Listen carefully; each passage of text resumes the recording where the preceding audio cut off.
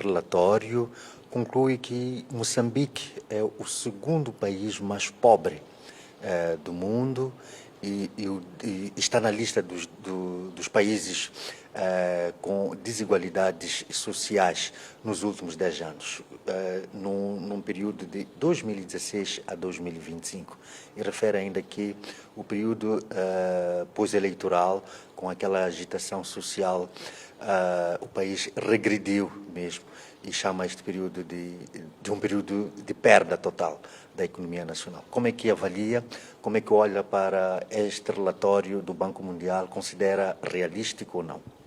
Bom, em duas linhas. Temos primeiro o relatório. O relatório teve a sua incidência, é preciso olhar para aquilo que foi a base que terá tanto levado o relatório a chegar até lá. É verdade, de um lado, que Moçambique não está bem nesse campo da economia, nesse campo de desigualdades sociais. Entendemos que, de facto, neste período, cidadãos moçambicanos passaram situações anómalas. A questão das manifestações, não há sombras de dúvida que houve um recuo sem precedente. Aqui é preciso assumir que, como Moçambique, como um país, há muito para fazer para recuperarmos a nossa economia. Aliás, quem diz isso é quem apoia o orçamento do Estado. Estamos a falar do Banco Mundial, estamos a falar de personalidades ou sistemas bancários mais desenvolvidos que apoiam os países subdesenvolvidos. Moçambique não é uma exceção.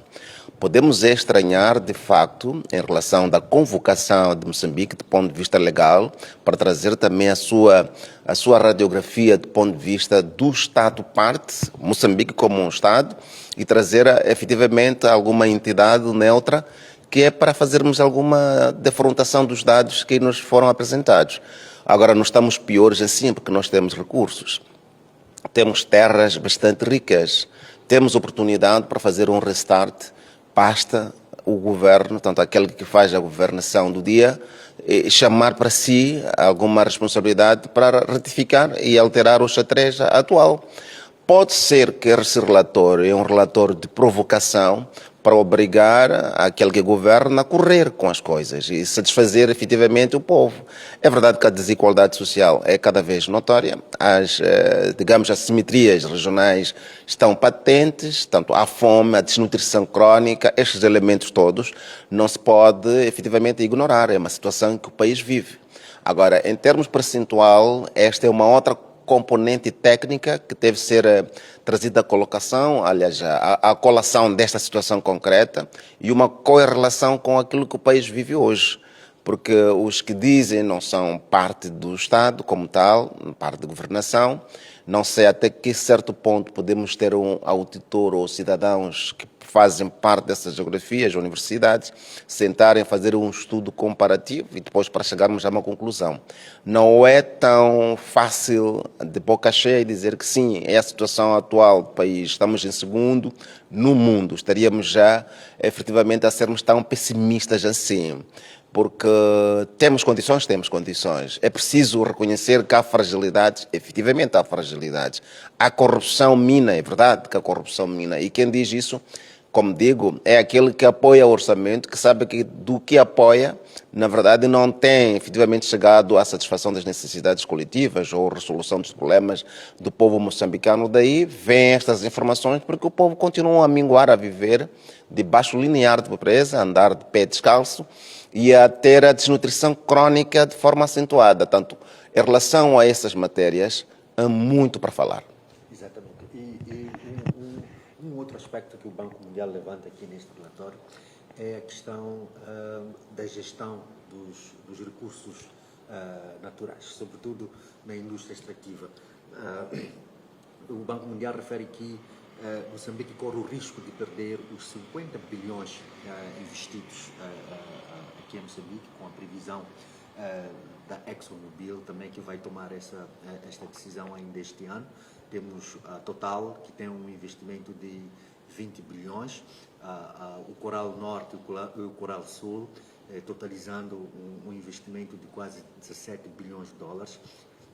E a ExxonMobil também vai complementar isto, dando um investimento de 50 bilhões de dólares. O Banco Mundial refere que Moçambique corre o risco de perder isto por causa da má gestão destes recursos. Como é que olha para esta análise, esta conclusão do Banco Mundial? Bom, de facto, esta análise que é trazida pelo Banco Mundial tem a sua razão de ser, mas também pode ser uma afirmação estratégica que é para a geopolítica internacional, sobretudo do campo das economias, ver o país assustado e manter o status quo das coisas, de forma como está a ser feita a exploração de recursos no nosso país, a cota parte que entra, que é uma percentagem muito ínfima, e agora com a famosa renegociação dos projetos, isto pode criar algum padrinho de outro lado, e o padrinho pode ser também o Banco Mundial, que esteja interessado em ver a situação de Moçambique estagnada, neste caso, para continuar ainda a Moçambique a depender, porque às vezes aquele que oferece espera algo em troca, porque não existe um almoço gratuito ou um jantar gratuito, há sempre uma contraprestação. E se Moçambique continuar a ser autossuficiente, começar a tomar coragem para impor multinacionais a retificarem ou ajustar qualquer coisa, significa que Moçambique vai efetivamente ser um porto seguro, porque no lugar de falarmos da indústria extrativa, vamos também começar a falar da indústria processadora. Tanto aí vamos avançar significativamente. As ameaças daquilo que são tanto versões que aparecem podem também significar, do ponto de vista estratégico, manter Moçambique na situação em que está, que é para ganhar dividendos no meio dessas situações e tornar o país atrasado, continuarmos ainda a depender de apoio externo e com os nossos recursos que Moçambique tem ou possui, ainda continuar a haver a componente política de exploração, apenas isso, da indústria extrativa, apenas do campo de vista de perda de todo um conjunto de valores e de todos os recursos, os seus derivados, porque não há uma maximização, a utilização, as refinarias ao nível local, a transformação ao nível local através da indústria processadora. Não há, e não temos isso. E a política agora, é preciso pensarmos de que sem a política virada à indústria processadora, perde-se cadeia de valores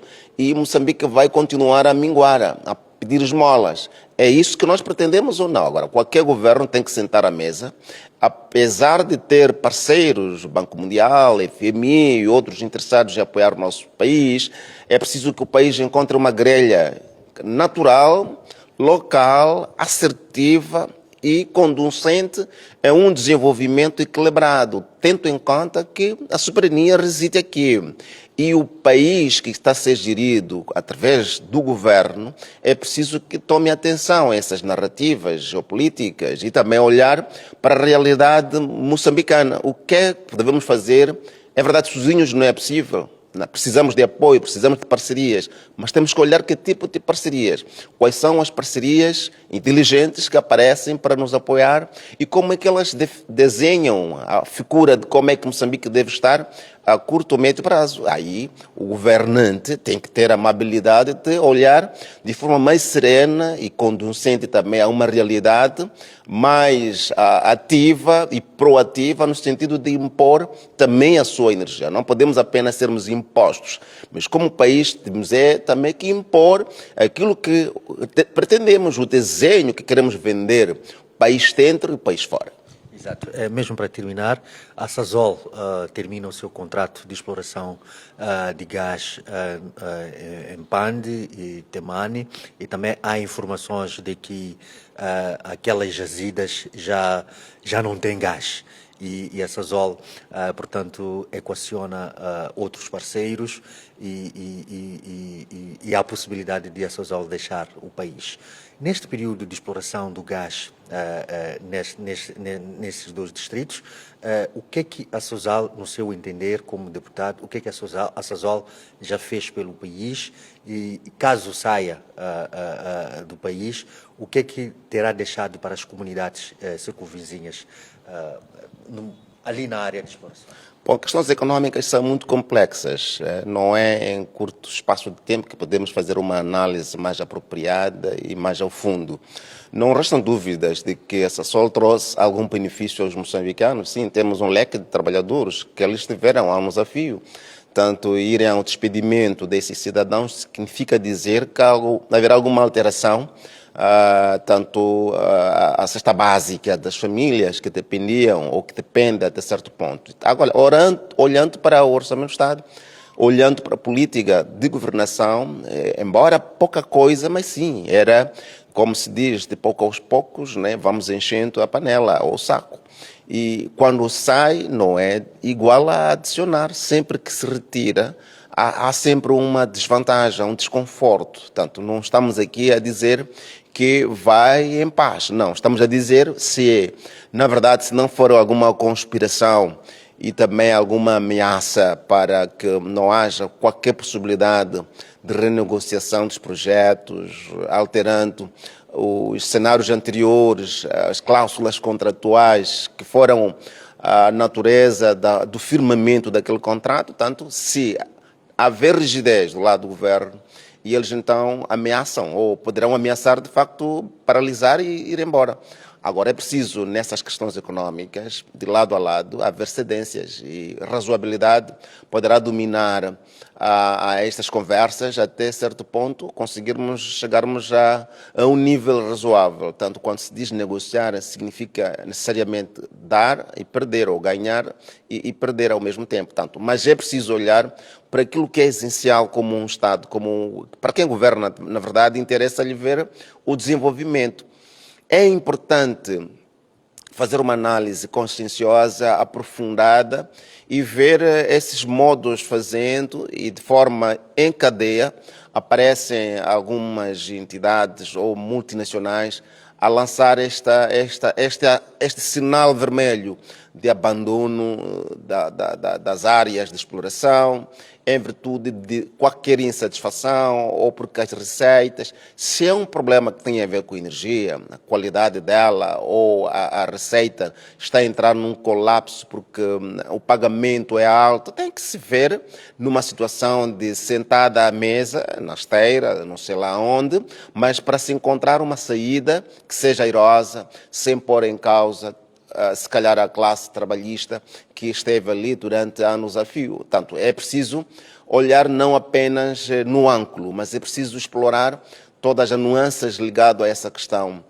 da indústria processadora, dos nossos recursos, dos que exploram o recurso, o que é que eles pretendem de facto, e também olhar para tanto aquilo que são os negócios que devem lucrar a partir daqueles que já investiram.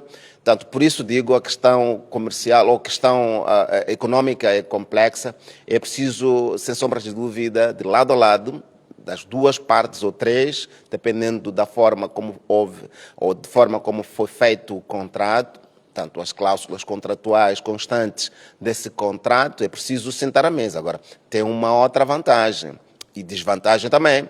O governo que assinou o contrato ou o tratado ou a convenção, seja lá, mas como estamos a falar de parte interna, não é? Concretamente deste objeto que se chama contrato, não está a governar, mas é o partido ainda que continua nesse sentido de renovação da sua estratégia e máquina governativa, então recebe também os ônus do contrato anterior dos outros presidentes. Portanto, vão também herdar, como se diz, as dívidas são herdadas, e tudo isto precisa sentar na mesa sem fugir à responsabilidade de que não fui eu a celebrar o contrato, quero celebrar o meu.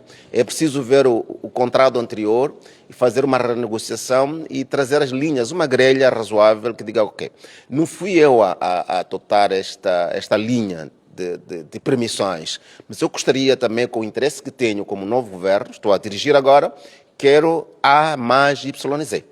E depois o investidor, tanto, vai analisar, e o investidor também vai colocar as suas balizas, o seu condicionalismo, para efetivamente se encontrar o nó de estrangulamento e avançarmos dentro de negociação. O diálogo sempre vai ser predominante para estreitar laços de cooperação, da economia e por aí vai. Exato. Muito obrigado.